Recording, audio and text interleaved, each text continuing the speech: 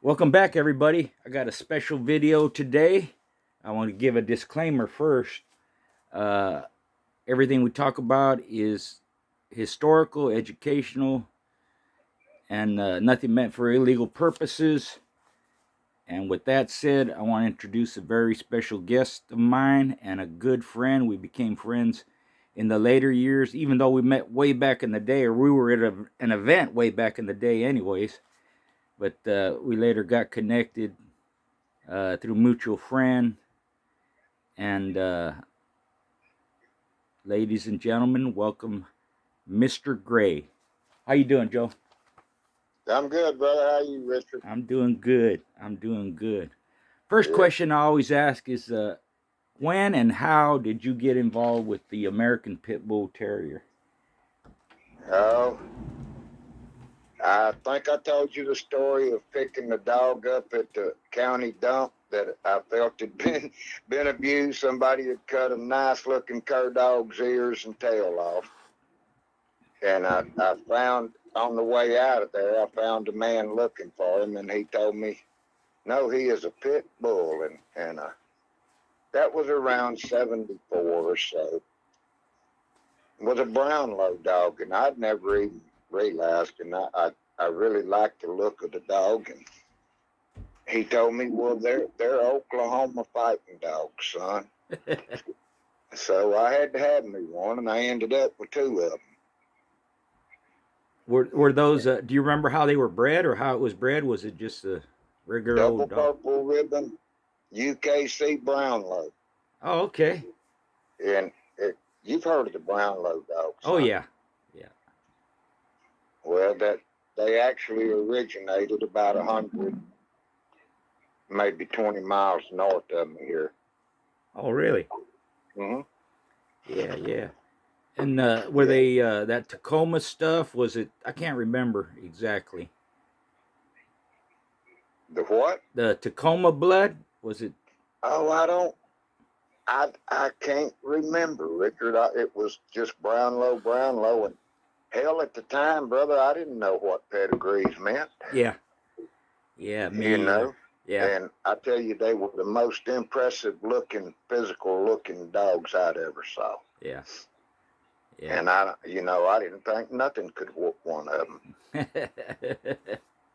And you know how it was. Hell, we were kids back then. Like when I met you, that we were kids. Yep. I didn't meet you, but we found out we were at the same place. Yeah, yeah. That. But we'd already both been bit in the ass with it. Yeah, exactly. Yeah. We were stuck. Yeah, that was for everybody watching. That was in Louisiana, near Shreveport. Uh, Sam Curry put on a show that involved Anderson's champion Brutus. He was a two-time winner then. I think he went on to be champion, and then Freebie, and also a little buck dog. He was a son of Tonka, and that was a big show at the time. I took 2 weeks off from work. We did a trip, going meeting different people. We met Gary Hammonds and Bert Sorrells and Don Mayfield and all that. That was like my first road trip with the dogs. But I didn't find out later till that Mr. Gray was there, and that was a good show. I still got memories. I'm gonna write about that in my next book or the one after that. But after those Brownlow dogs, brother, but you think about it. what's We were that? kids rubbing shoulders with royalty. Yeah, yeah, Yeah, we were what they call over here in Texas, brother, shitting in high cottonwood. yeah, yeah. My dad used to say that. Yeah, yeah, Yeah, yeah. yeah. That was from them Brownlow dogs. What did you go on to then? Then I bought a little funny looking man. He didn't even look like a bulldog in my opinion, but he was a double dadgum monk shinola. Hmm. A little extreme long, he had the neck looked like a giraffe and his head didn't have no jaws, but man. And by that time I'd graduated found out, Brownlow dogs don't really care that much about scratching. Right. Mm-mm. They rough, but they was the old family UKC dogs. Right. And but and but they got me through the door. Yeah. Yeah. Yeah. Because of their impressive look, I got to breed to a real bulldog. Mm-hmm. But then I got that little that gum Dabo dog, you know. And hell would have it, the first person I run at's James Creel. Oh wow. Yeah. And I was green as a gourd. Yeah. Yeah. I didn't know. And hell, I didn't know rules, didn't know nothing, but I beat him. That was the first dog you matched? Yeah, Yeah. pushing 3 pounds and didn't know. Hell, I said, okay, let's go. I don't care, Yeah. And didn't know. Yeah. Then matched a little dog again at 37 pounds because that was his chain weight. Right. And $125 forfeit, and went over there and fought a dadgum $2,000 match with a $125 forfeit into a 39 pounder. Well, I beat him too. So, man, I was a professional. Hell, I'm a 2-time winner. Yeah. Yeah. But you find it comes and goes. Yeah, that's true. That's a hell of a beginning, though. I didn't have such luck. I lost my first 4 out of 5.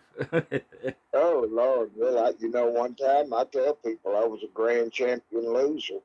I lost 5 in a row, man, and I didn't know whether to wind my ass or scratch my watch, brother. It was bad.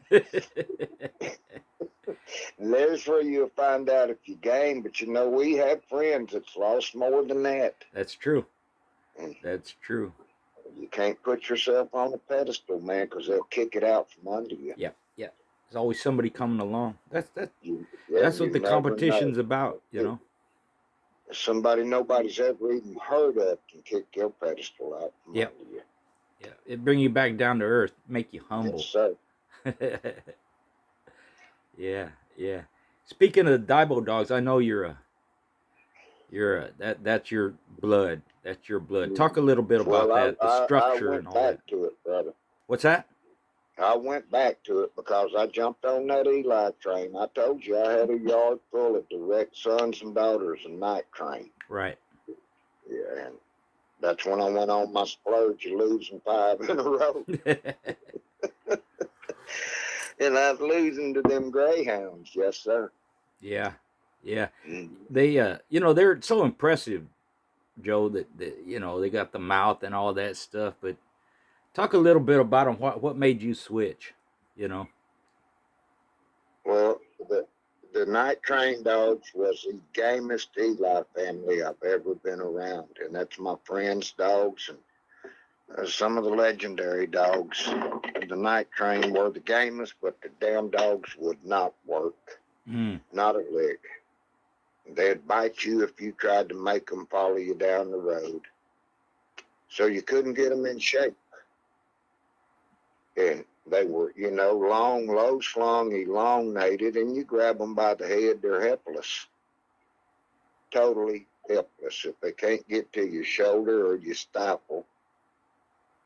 And look, as long as they was up and down the border over here and going into Pistol Pete bred dogs, and just these 2 or 3 certain families that gung-ho chest hunting, stifle hunting dogs, you could have a good fight.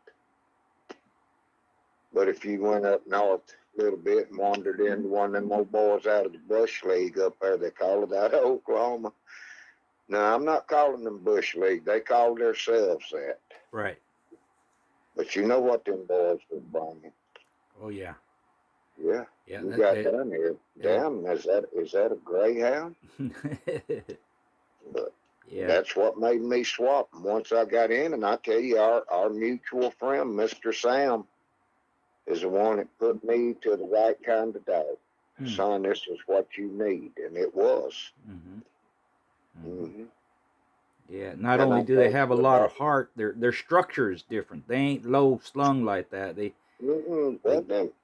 Them long dogs, if you catch them coming in, they're helpless.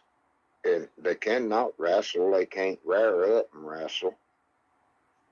You know, they fold up in the middle. Mm-hmm. Mm-hmm. Now, if they can submarine on you and get up under you, that's what made hoodoo famous.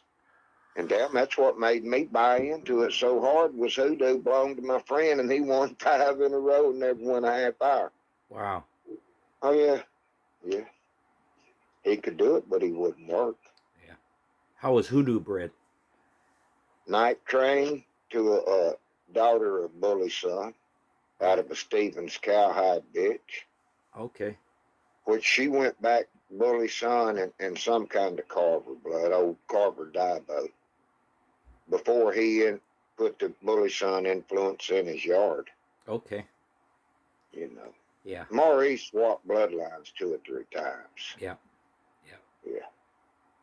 He, Well, you know, he started with Lightner, then he went to Mr. Ed Crenshaw, then they helped themselves to some Diabo blood.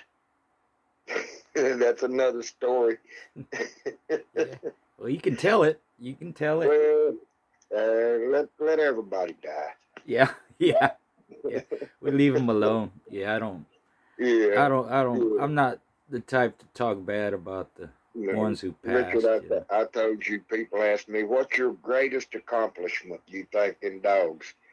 I said, being accepted by my heroes, like Jimmy and Jerome sitting at my table and telling me the tales. Right. That's priceless, bro. Yeah. Yeah. That is priceless. That's better than any dog, anything. That's true. The greatest feeling I ever had is when I told you I beat the unbeatable South Louisiana son of hoodoo. And I beat him with my first crop of Ronnie Anderson dogs. Right. Well, the dog wasn't never going to be no good because a friend of mine told me he's undershot. He ain't never going to be no good. Right. So I went over there and killed their pride and joy. Yeah. And I'm walking down Jimmy's racehorse barn between them stalls. And man, my feet is 4 foot in the air. I mean, I'm walking, I'm just like this. And Mr. Jimmy come running me down and he grabbed me by the arm, and he's like 120 pounds and 5 foot tall.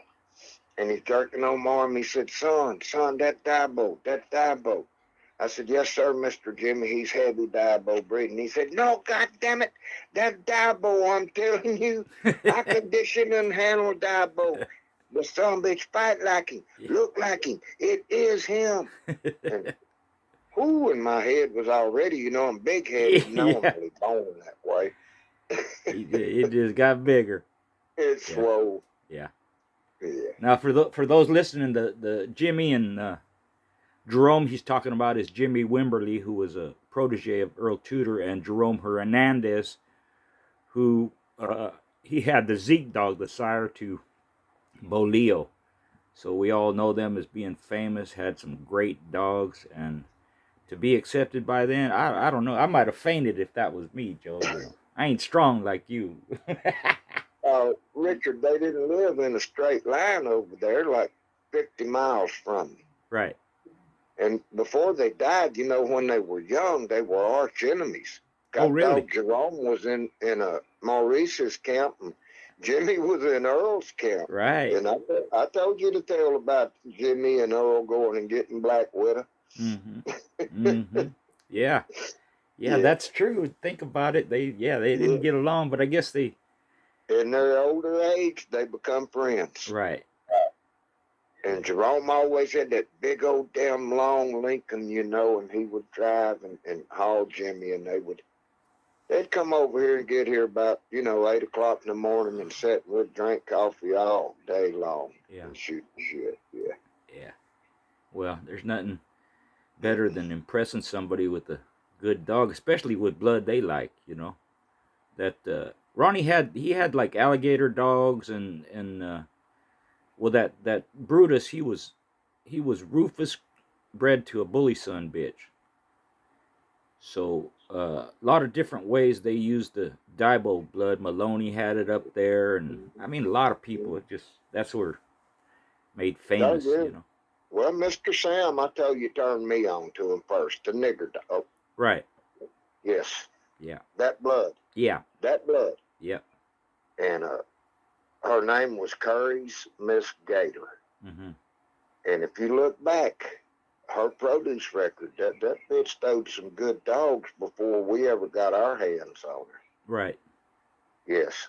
Champion Case, you remember him? D Yeah. Canada's Champion Case? Yeah, he went up north. That's right. Yeah. That was her son. That was Tatonka. You're right. Yeah. Yeah. And that's why I told you that I honored Mr. Sam, because he knew I wanted a puppy from Tonka. And he told me, son, I got you one. I got one left. I'll save her for you. You gonna come get her? I said, yes, sir. So I drove to Vivian, and I got the puppy, and I drove away. And about a month later, Mr. Sam called me. He says, son, you know that dog you got up here? I said, yes, sir. He said, kill that thing. I said, I already have. What? I said, I killed it when I got home with it, Mr. Sam. It's half collie. He said, why in the hell did you take it, boy, if you already know that? I said, because I told you I would buy the puppy if you would save it. So he turned around and he gave me a daughter from Miss Gator, bred back to her daddy, which was a three-legged black diamond. Mm. And to look at that dog, man, you're looking at an exaggerated greyhound.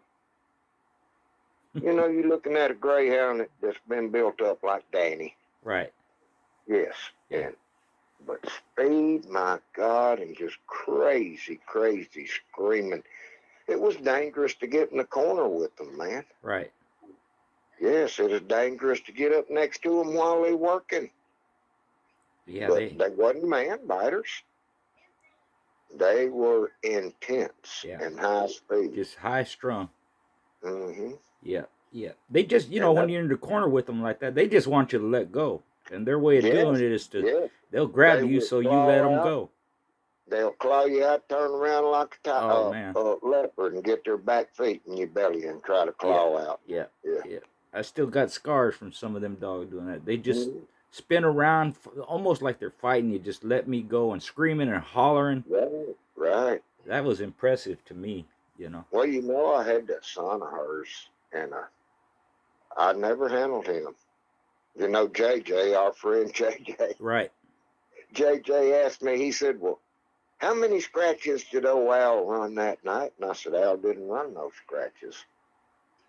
Well, what time did he turn? I said, he didn't turn. He didn't turn? I said, no, he couldn't turn. He couldn't turn. I said, no, he couldn't turn, because I had him by the end of the nose from the opening scratch till they threw in the towel. And that's the truth. And that was that son of Miss Gator. Mm-hmm. Mm-hmm. Fabulous dog. Yeah. And that was, who's the sire to that? That was Fred's cut ear. Now, he was a litter mate brother to the Coley dog, which they run ads on back years ago. Right, yeah, okay. All of that was fictitious, man. You know how you can do with a piece of paper. Yeah. You can put whatever you want on a piece of paper and send it somewhere, and people will believe it. I saw it on paper. Well, all right.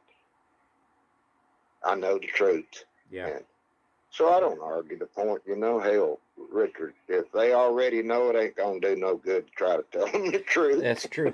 They're not going to believe it anyway. No. No, they'll either hate you or believe you. Yeah. Most of them don't hate you because they think it's what they heard. Right.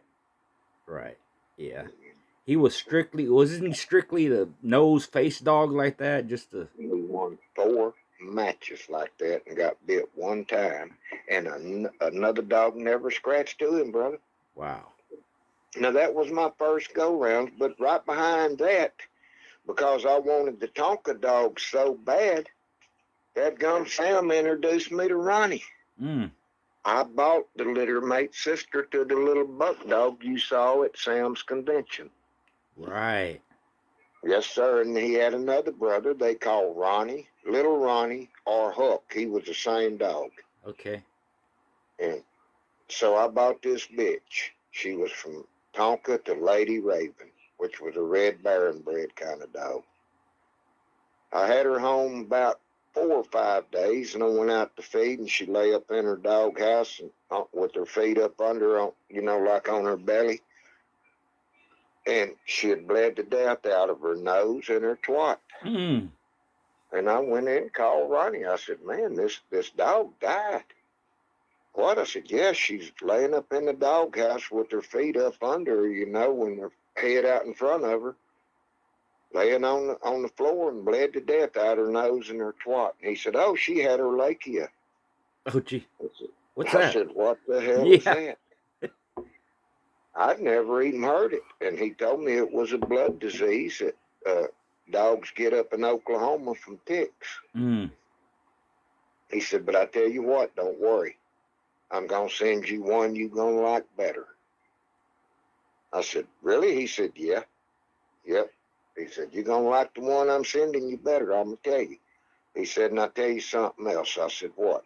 He said, "If you'll send me $500 to ship them on," he said, "I'm going to send you the replacement bitch and her son off from that little buck dog, the one you saw, Michael Booth's dog." Mm-hmm. Right. And I told him, okay, and I sent him $500. He sent me mole and catfish, her son from Buck. Mm. Nice, And, man. you know, Those but, dogs are popular. People that were familiar with them, they were just mm, game as hell, and like you said, wild and fast, wrestle well, and well, you know. the bitch she was double bred. She was Tonka, but bred back to PJ's little bumblebee bitch, Mm-hmm. who was from Tonka, bred to a daughter of Finley's Bow. Before he was Finley's Bow, he was Ronnie Anderson's Bow. Mm. Right. And when they had him, they bred him to a sister to Spade and Smiley called Effie. Right. And they took that bitch and bred to Tonka and got the dog and bred, I forget her name, bred her to Tonka and got PJ's bitch. But anyway, I bred the male back to his mama, which was just way too much line breeding actually. But a lot of people think, Joe had them them Tonka dogs, but all of the bad ones, Richard, were 50-50s. Right. Mm, Yeah. yeah. Yeah. Yeah. The That's how ones you. you can go places with, and yourself, man, for years and years. You never knew me as me. You knew the other guy because that's who you'd heard about, Right. and you do the research. You're never gonna find me back there. Right. Uh-uh. Yep.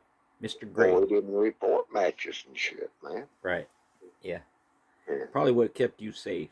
And you're not that way, Joe. You don't care about that fame and all that. You just you love the dogs, love doing them back in the day, and that's what mattered most. Yes, I did it for one reason, Richard. I didn't care about the money. I didn't care about who I went into. What I cared about was, did what I think was going to work? These dogs that I bred together because I think they'll be good, are they good?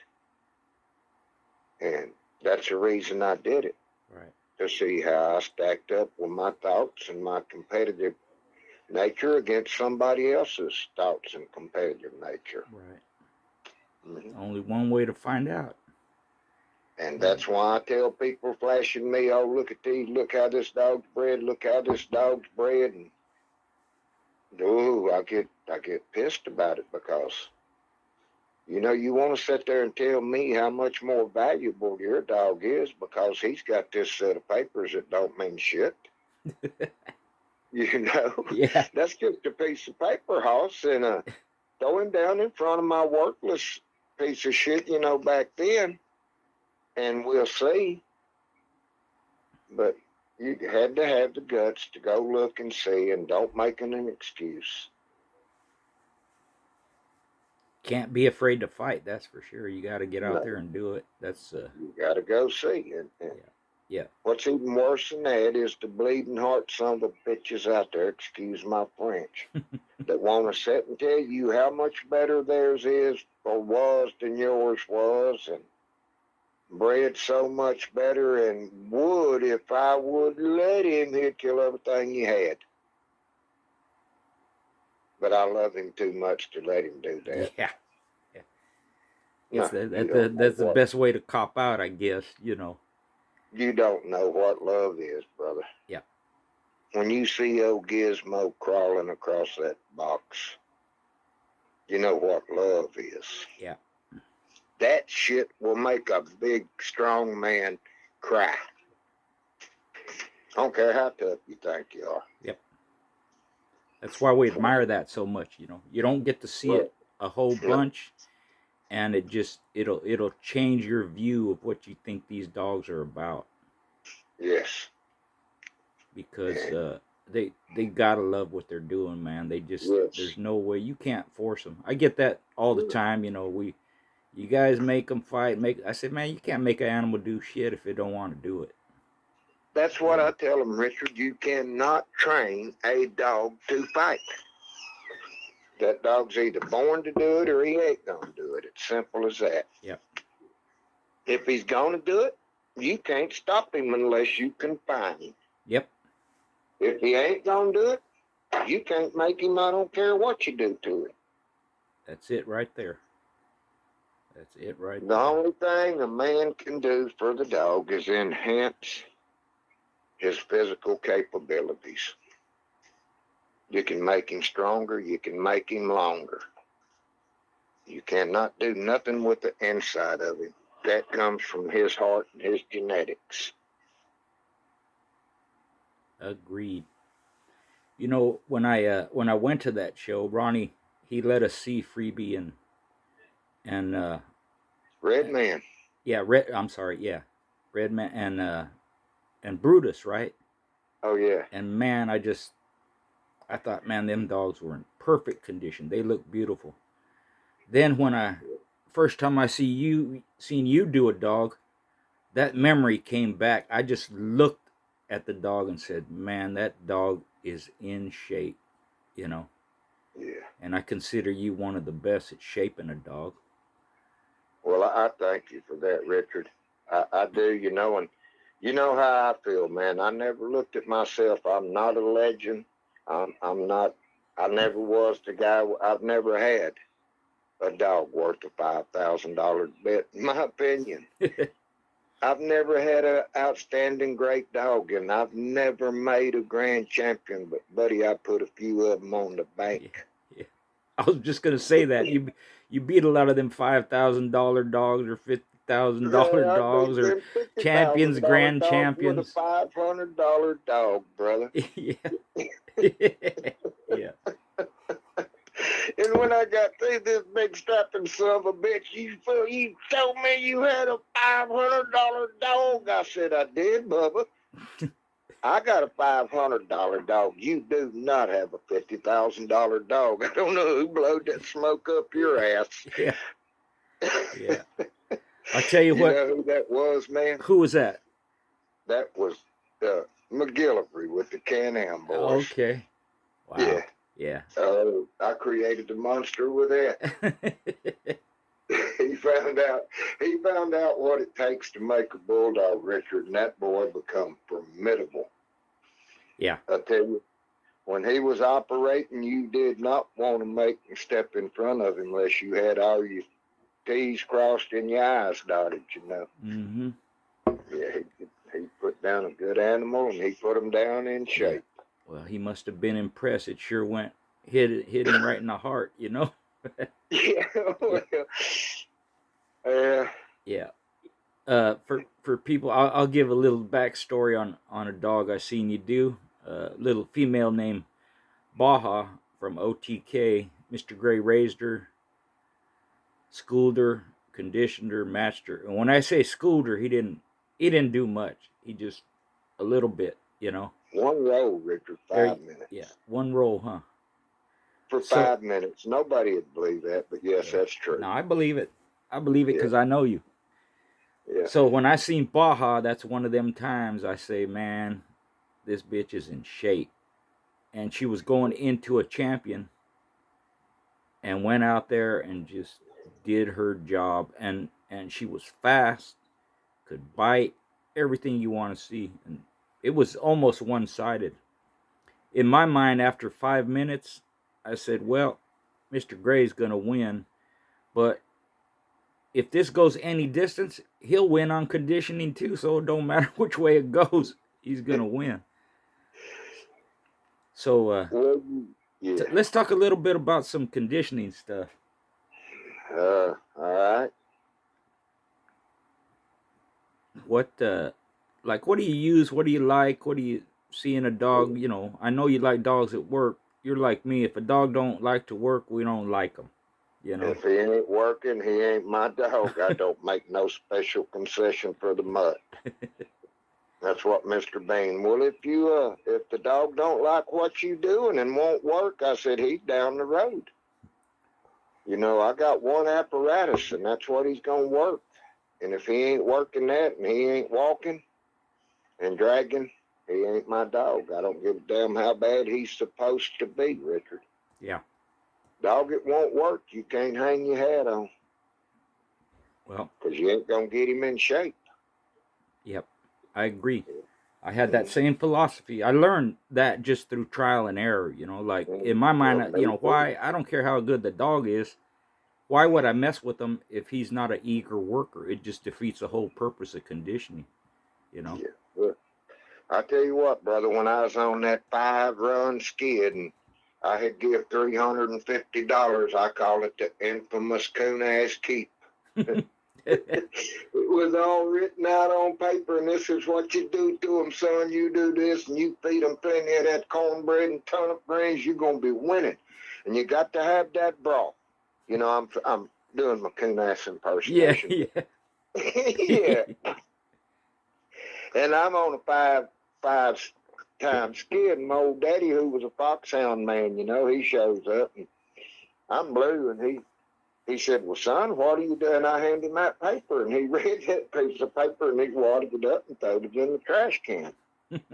I said, Daddy, that cost me $350. He said, it's cost you a hell of a lot more than that, boy. Yeah. Losing 5 times. Yeah.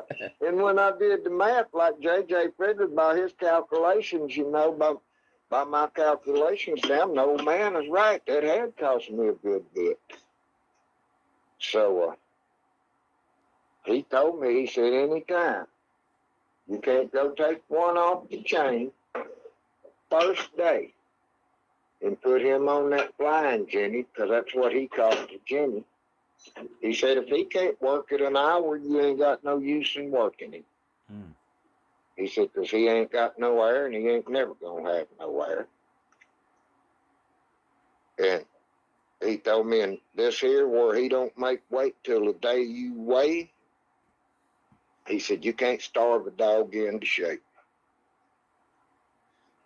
You got to feed him. And if you making weight at the final day of your keep or week of your keep, and you having to starve him and all of this, I'm just the opposite.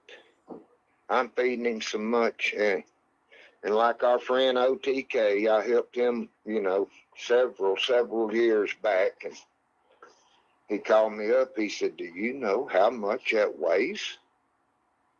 And all that meat? And I said, no, I don't weigh it. Well, it weighs 27 ounces. I said, well, that's way too much. I said, no, it's just enough. Yeah.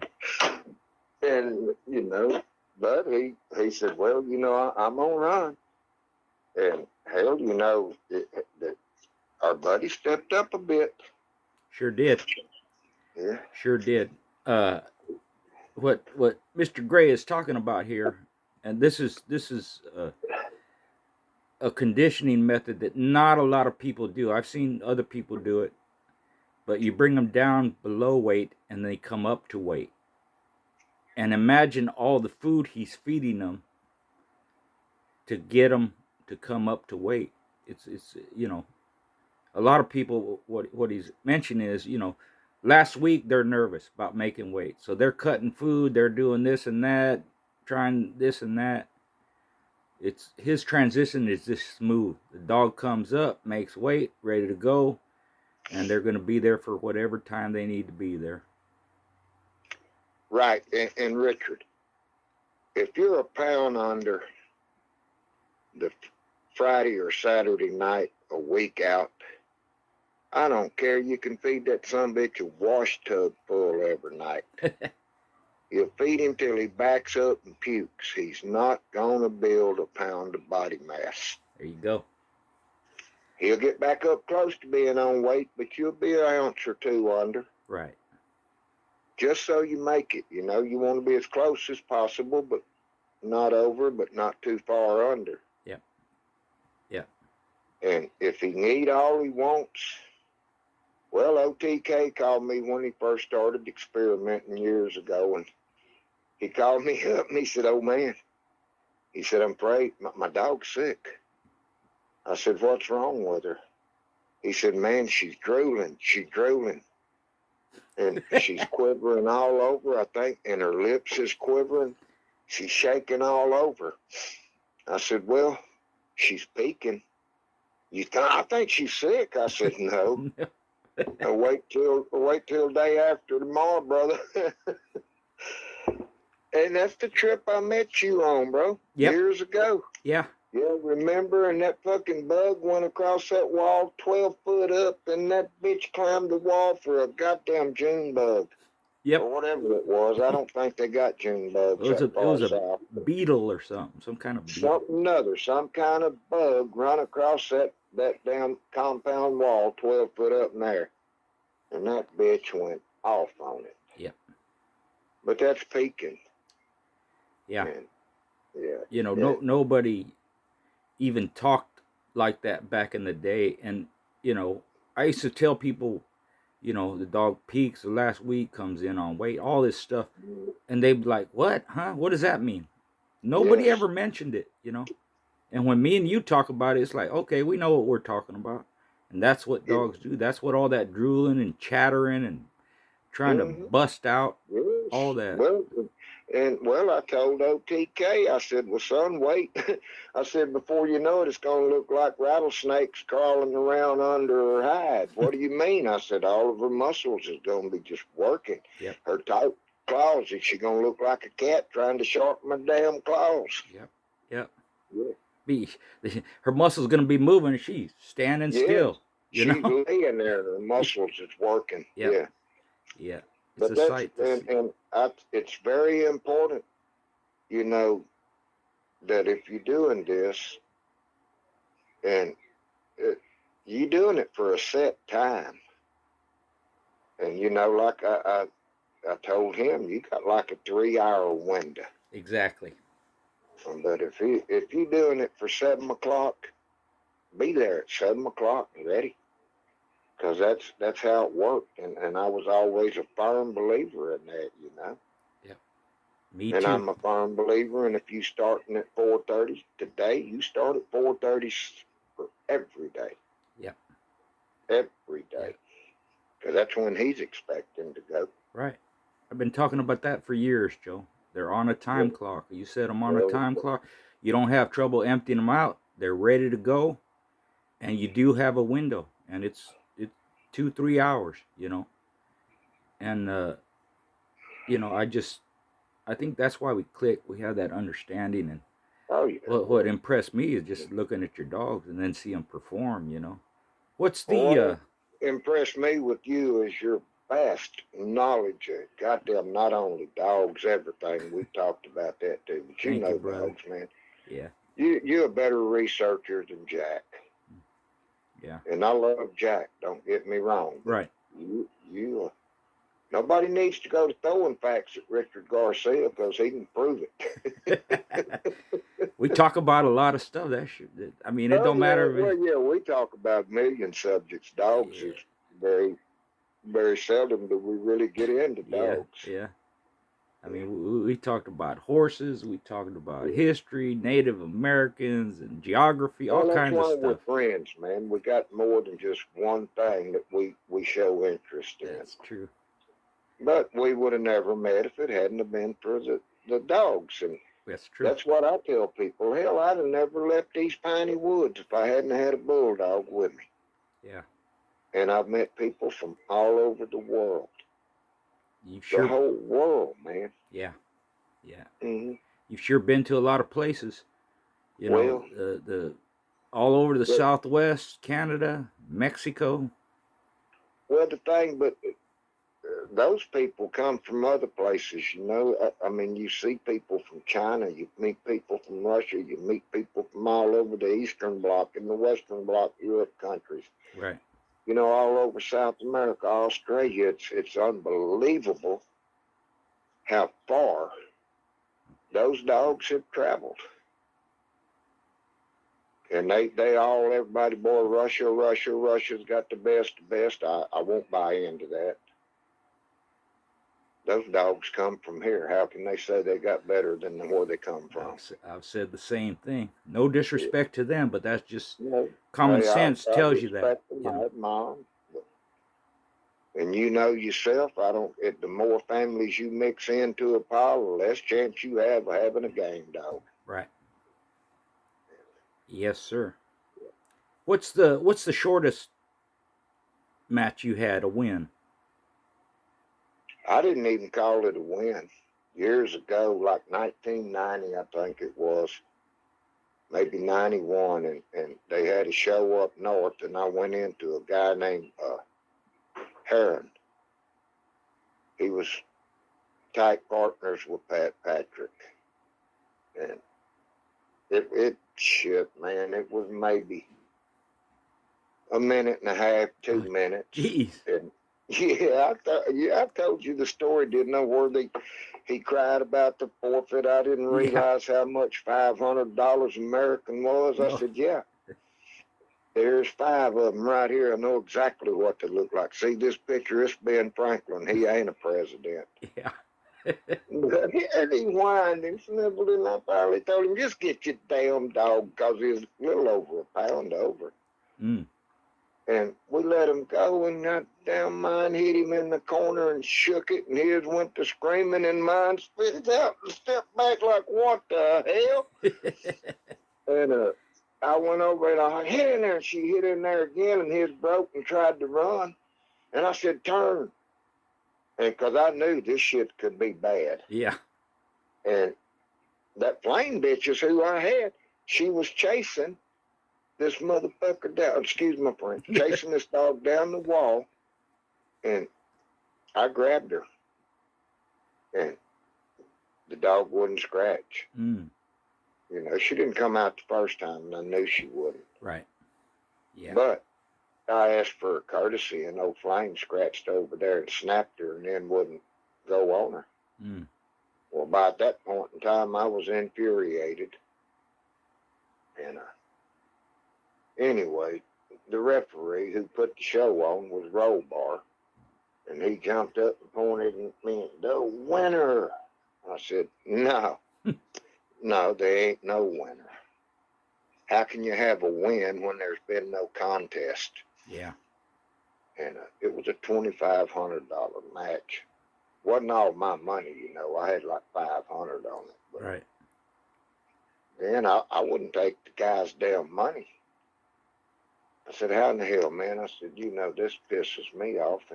And that same match is where I met McGillivray, because he lost in like 5 minutes. Jeez. To Chambuga. Yep. Mm-hmm. And how about the longest one you had? Ooh, that was down in one of Ernesto Miranda's shows. Mm. And I had that bitch out of Mexico, a Chocolata. She was a booger bitch bred to a WA's Black Diamond. You remember that dog? Yeah, ever heard I sure of it? do. Black Diamond went south. You knew that. Right. Okay, well, Black Diamond was bred to a booger daughter and throw a bitch called Chocolata. And she was a 5-time goddamn winner. Ain't been 30 minutes. Mm. So, man, guess what? I end up holding her. And I get down there. And this shit goes on for like 2 hours and 45 minutes of them holding her across the top of the muzzle right under the eyes, and her nose about 2 inches off the canvas, and she's walking to them crying. And before long, about an hour or so into it, I'm getting a chant from about 3,000 amigos, and come find out I'm an asshole if you translate it to English. Culado, man. Hey, Richard, you got 3,000 plus screaming there at you. It's pretty hectic. Yeah. Yeah. And then they go to chunking them little half lines at me, And I didn't know the first time the one hit me. I thought I felt something hit me, but I didn't see it, so I keep on. And another one hit me, and I seen what they did, what had happened. They hit me with half of one of them little lines. I snatched that subbitch up, man, in my right hand, and I turned around and I looked up there at them bleachers, and there's probably, there's 400, 500, 600 people up there. Yeah. And I give them that goddamn old famous one-fingered Texas wave with my left hand. And I tell them, next motherfucker, oh, I can't say that. Next person that throws something at me, I will climb them bleachers and break your nose. And then they'd had to kill the bitch, but they messed up. They let her nose go at about 2:45, and she got to them. And right at 3 hours, I shut them down. Chocolate pulled it out. Yeah, that's badass, man. Mm-hmm. Yeah. But I've had several of them right there at that 3 hour mark. Right. I used another pure Mexican dog into Bobby Hall's high gross, and that went 3 hours. Within 4 or 5 minutes of being 3 hours. Right. And I know you had a bunch of short ones too that didn't go that long. You just some of them, and then you turn right around, and the next time you're out with it, you got a 3 hour drag out with it. Yeah. Same animal. Yeah. And that's where the conditioning comes in, Richard. Yes, sir. I don't believe in a power keep. I don't believe in a, you can't count on going out there and winning in 15, 20 minutes. Hell, you got to go out there ready for all night. Yep. Because it's going to happen. No matter what you got, no matter how many times you do it, at some point, you're going to get stretched out. You're going to get stretched out. At some point, you're going to get beat. Yep. And it's going to happen more than once, more than a few times, if you do it long enough, Old Chamuco, he was walking pretty proud and tall down south, and a 17-year-old boy parked his ass. There you go. Yeah. That was one of my nicknames down south. I figured Chamuco was just another version of asshole. No, that's actually a good one, It's kind of like youngster, Well, I don't know. I was told it meant the boogeyman. Oh, okay. Maybe I'm saying it wrong. Yeah.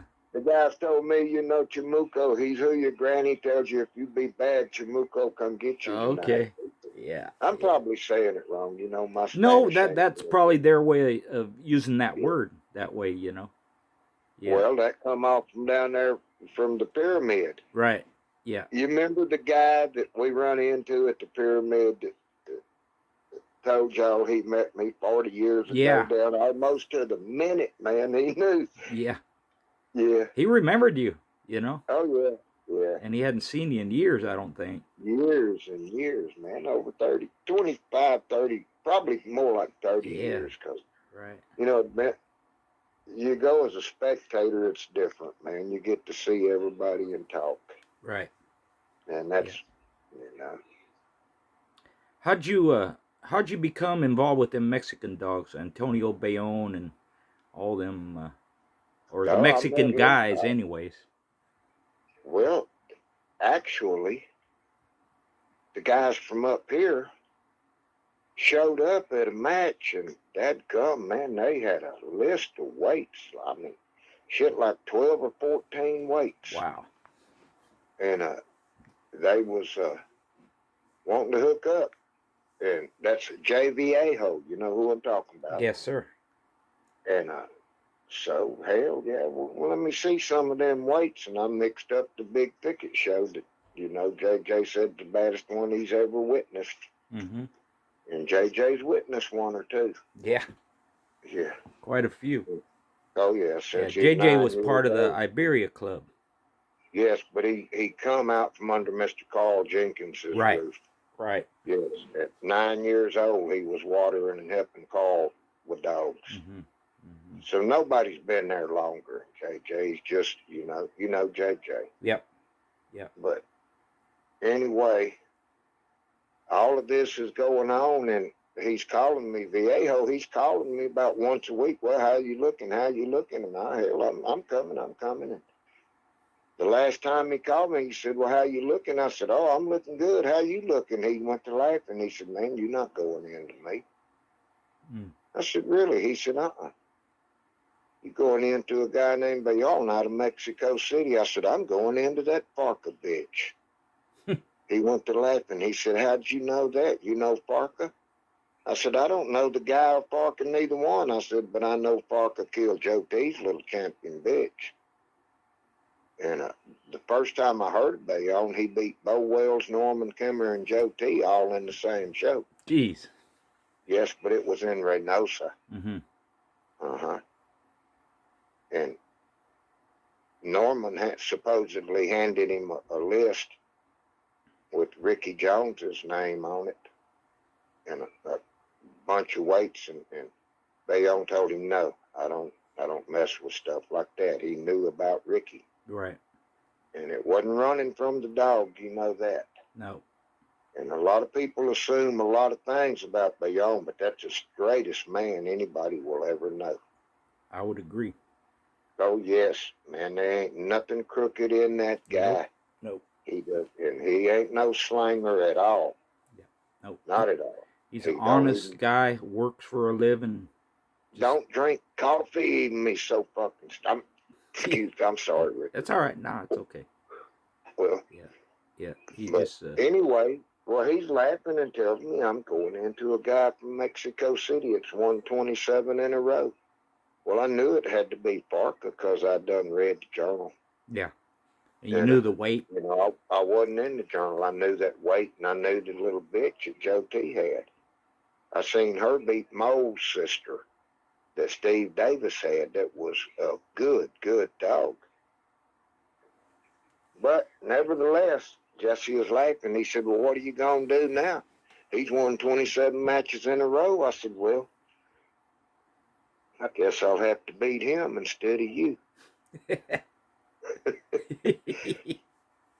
But I tell you what, that man impressed some people. Yeah. Well, the first thing he did was sit down in front of Iron Mike, and JJ told you the truth of that, how that really was. Yep. And that was over 4 hours, Richard. Yeah. Then he set Honey Ball down in front of Champion Shoestring. That was 3.5 hours. Getting mauled for the first 2.5 hours. And Mayor, he never had a chance because he got fouled. But still, it took Iron Mike 4 hours to kill that game son of a bitch. Right. Yes. And they asked Bayonne, said, how long will that dog scratch? And Bayonne said, till he bleeds to death out his ass. And he did, brother. Yeah.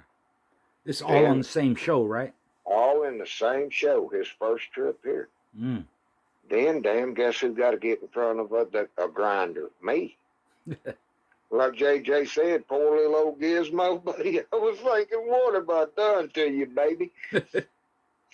But I never give up on her. I knew one thing, buddy. You give me a shot, I'm going to be in your pocket.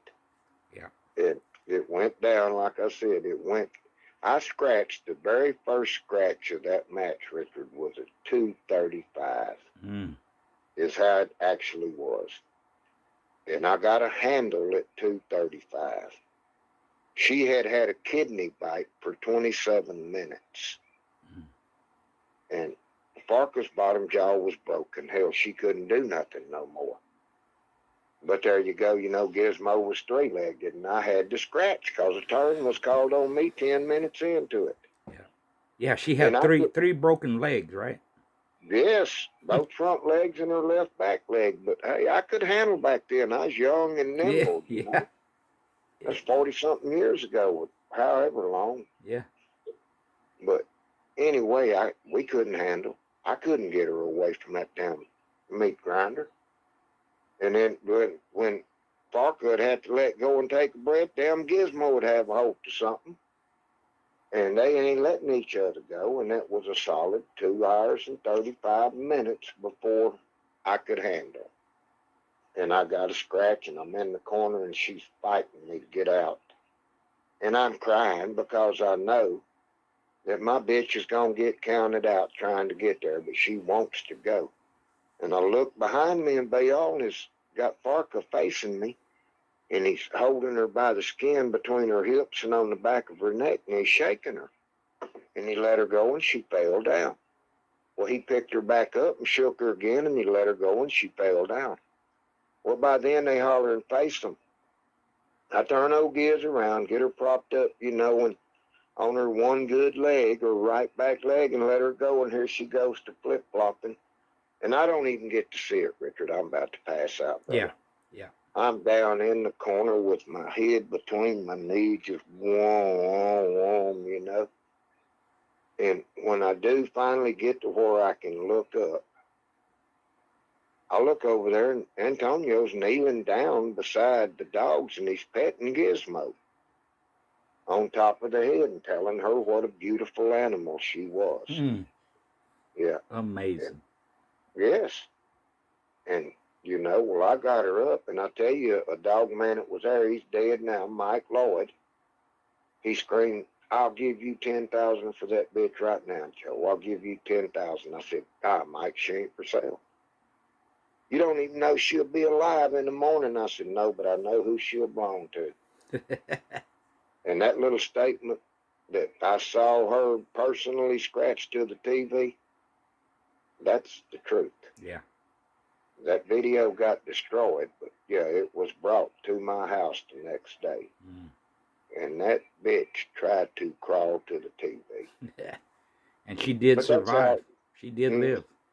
Oh, she lived through that, and at about 6.5, I dropped her in front of BB Red for BB Red's second, maybe her third. Big mistake, whichever one it was. It don't matter. Yeah. Yeah. Big mistake. And anybody wants to down BB Red or Banjo, either one, man, they full of shit. Yeah. They never seen them dogs, and I'm telling you, they ain't never been a better pound-for-pound dog that I've ever laid eyes on than BB Red. And that's counting a little Chihuahua they called her years ago that I come to the Baja with back in the early 90s. I can't, Dancer. Yeah, she killed Grand Champion Tequila in less than 20 minutes. She killed Mapalo and Benny's sister to the Black Angel. Right. Less than a half hour. Jeez. Who was a champion that was a champion killer. Right. And that was another one, Richard, that I rolled one time. But in that one roll, she also killed a full sister to Baldy and Senora. Oh, wow. The two most famous dogs I ever put my hands on. Yeah. I post Baldy's pictures sometimes and on there. Yeah, some people remember. Some of them old guys remember. Yeah, and it was at that point that Antonio Bayonne, that's when you guys became friends, right? Oh, yeah. After that match with Gizmo, I'd never seen him before. And of course, he comes out to my truck. I'm trying to patch her up and do the best I can for her, and JV Aho comes walking up with Antonio. He said, Joe, he wants to say something to you. And I turned around and I told Jesse, I said, well, I tell you what. What? I said, you tell that guy I'll give him his shot. What? I said, I'll give him his shot. I owe him that. I said, I'll match into him again because I know that's what he wants. I knew the kind of guy he was. Right. That guy ain't no loser, and I knew that. So I said, I'll give him his shot, to come back. I said, but you can tell him something else for me, too. He said, what? I said, I'm not going to be looking at that guy every 6 weeks. I don't have enough dogs. And Jesse went to laughing. He said, that ain't what he wants. I said, well, what does he want? Well, he wants you to be partners. And my instant remark was, no. I've tried that. It don't work, more especially for the poor boy of the outfit. Yeah. And he said, well, I think you're too late. I think you done got you a partner.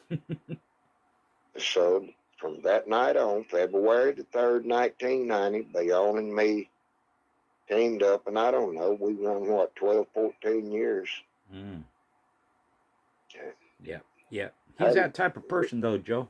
He you're going to say great yes guy. to somebody as far as a partner. He would be that type, man. He's just a He was, straight shooter. and I do not have one bad word in my vocabulary Yeah. against that man. Mm-hmm. No. Yeah. He commands No, that you respect, man. He's not a jerk. He's not an asshole. He He earns just, that respect, yep. dude. It ain't no command. That dude earns it. Yep. He's so just a straight up kind of guy. And Roki. Hell, and I like Roki, but the first time I ever saw him, I was come to a sliding stop on the side of the damn freeway. Get out of the truck. Well, I said, get out of the truck. He tried to badmouth me on to me. Yeah. And he didn't even know who I was. And when I come to a sliding stop and told him to get out of the truck, I'm going to stomp your ass. And that was my exact words to him. I'm got that goddamn redneck attitude, I Yeah. guess. But then he went to, what'd I do? What'd I do? And Tom went to laughing. He said, dude, you don't know who this is? This was Bayonne's partner all them years. And the worst thing, Richard, you go out and you treat somebody with the utmost respect, and you cut the bet, and you forget about the damn forfeits and everything. All you want to do is just that you didn't work all that time to do the damn things. Yep. And then when you beat them, well, they come up where you poisoned them. And always something. Always something. Make an excuse, bud. Yeah. Yeah.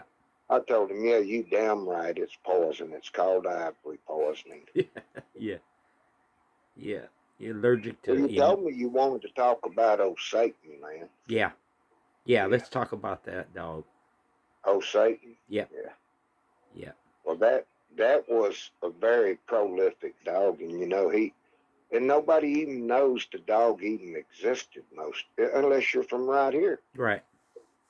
And damn, that dog, he made 3 families of dogs that's out there that's pretty well known now. Mm. That Hill Brothers Kennel, Hill Boys or Hill Brothers, Mm-hmm. Hillside Kennels, right, up in Arkansas, and them Chinaman crosses he's got up there, that Earl Jr. stuff. right. Well, the dog that made that come out of a daughter to Satan.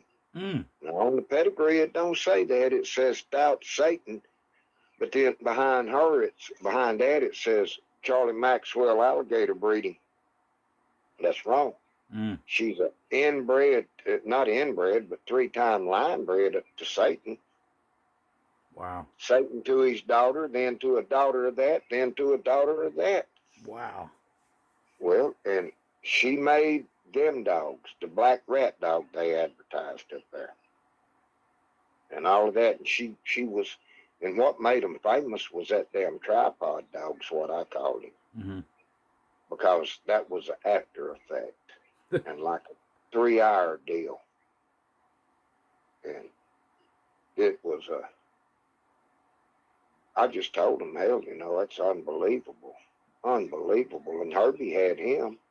He had got him from them boys up there, from Larry Stout, actually, right, who owned Coley.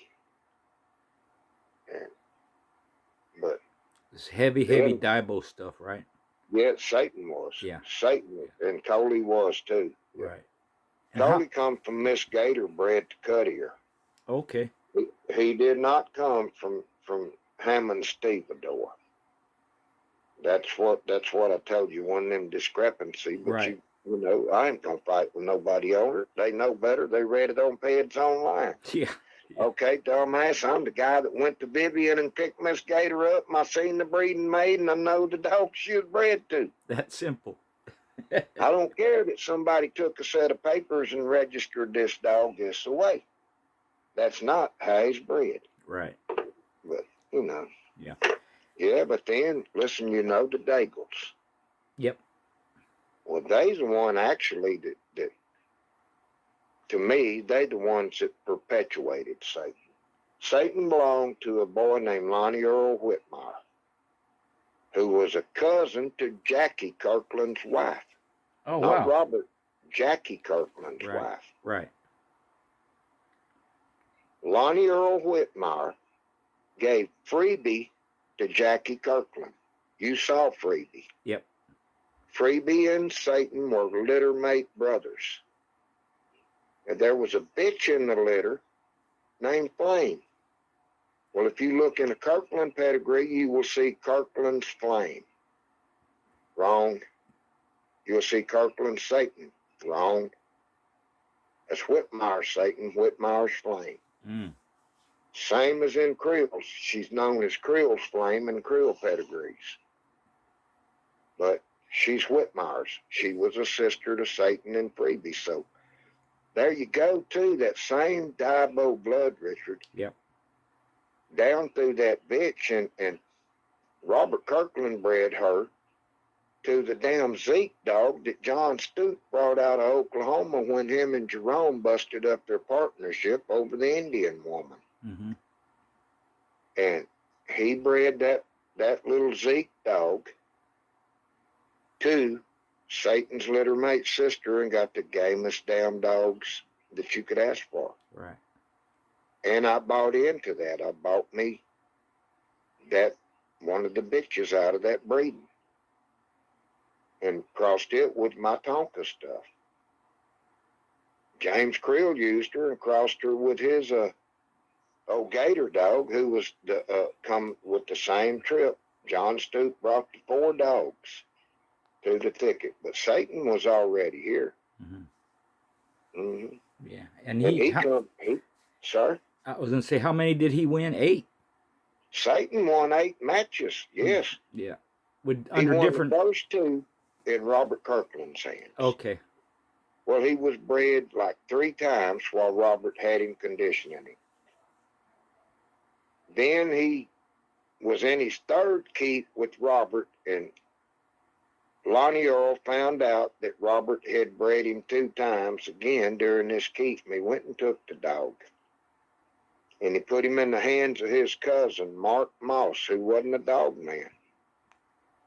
And he went in, Satan went into a dog here in the thicket called Toro that had a 5 or 6 pound weight pull on Satan. And Satan was a big dog, 49, 50 pounder. Mm-hmm. And Toro was just a monster, but Satan stopped his ass, and ironed something. Hmm. And the Whitmire decided he wanted out of the dogs. So he sold the Daigles. He sold him to Linus and Herbert, 2 brothers. Right. And they bought him. They bought his daughter from Creel's Dinky. And they let CP have old Bucky, which is that picture I give you. Right. That's a son of Satan. Then he had Digger out of that Satan. Mm. From breeding to Dinky, was an 8-time winner. Yeah, That Bucky's a 4-time winner. Bucky's a 4. Digger was an 8-time winner. The bitch didn't get bred, so they bred her back to her daddy, and they got Wild Bill's Demon and the Daigle's Demon. And the Daigle's Demon never come off the chain, but he'd breed. Mm. Wild Bill's Demon wasn't. Wild Bill's Demon beat Kirkland. He beat Creel. Then he beat JJ and them. He stopped the dog that killed the Mountain Man's champion, Little Bill. Mm. Wow. The son of Satan did. Yeah. Then he went into Norman, and Bill crippled old dog in the keep and wouldn't pay the forfeit. And picked up game at 50 minutes, but Mm. crawling scratches. Yeah. Man, the people was, like you said, standing and clapping and cheering. Yeah, but Satan went on, and you know our old friend Lee conditioned him, I think, for 4 and win all of them. So that made 8 wins behind Satan. Jeez. Well, there ain't Made, none but winners behind that listen, stuff and in front of it too. nothing what? I said there ain't nothing but winners behind all that and in front of Oh, him too. yes. Yeah. But look, Mr. Blackfall was matched into Kenny Allen. And 2 weeks before the match, Mr. Black's dog got on top of the doghouse and jumped the fence and hung himself. Oh, geez. Well, he called Herbert and Linus. Oh, y'all got to sell me Satan. You got to sell me Satan. I got this match and I got to have something. And hello, Satan at the time was like 8 or 9 better. His old left leg, his ankle looked like a tennis ball. Mm. But Black bought him, and 2 weeks out, and he went and beat Ken's champion with him. And I think that might have been number 9. I'm not certain. Right. Yes. Yeah. And then dadgum Black put him where the other dog got on top of the house, and Satan climbed on top of the house and jumped the fence and hung himself. Oh, geez. Yep. Well, you know, Freaky won 6 matches. Did he? Yes. Yeah. Oh, yeah. Yeah. And he beat a who's who, man. Yeah. A who's who. That's why I think that's why that Divo blood's so popular, Joe. They get you out of there or stay the long haul. You know, that deep chest and skinny waist we talk about. It just they built for fighting. You know, as far as I'm concerned. Well, if you remember that night up yonder where we was at back in the late 70s, that was probably the longest match of the night was Freebie and Redman. Yeah. Yeah. Yeah. Yeah, it was. It was. Yep. Yeah. Yep. You're right. Yep. Yeah. Yeah. And as far as Brutus and Whomper, that was pretty much Bite-You-In too. Yep. And old Buck run through him pretty quick too. Yeah, he did. He didn't go. I don't think it went an hour. I can't remember, but I don't think No, it did. Brutus didn't go 30 minutes. Yeah. Yeah. Yeah, that was impressive. He destroyed that dog. Yeah. You know, that was another case. That was Robert Kirkland handling him and Jackie Kirkland handling Freebie. Right. Yeah. Jackie Kirkland never lost but 1 match. Oh, wow. A totally different person. Totally. They just had the same last name. They were second cousins, but right. Jack was just as pleasant a guy. No way would he ever pull anything underhanded or, you know, foul a dog in a match or anything. Yeah. He was hell on wheels for a dog, man. Yeah. Well, with that, Joe, this is going to end. The time's about up. This is going to end this interview, but we're going to do this again, brother. I really appreciate it. And everybody's going to enjoy this, I am sure. So thanks to everybody for listening. And be watching for the second interview with Mr. Gray. Thanks a lot, Joe. Richard, I'll help you anytime, brother. You know that. I appreciate it, brother.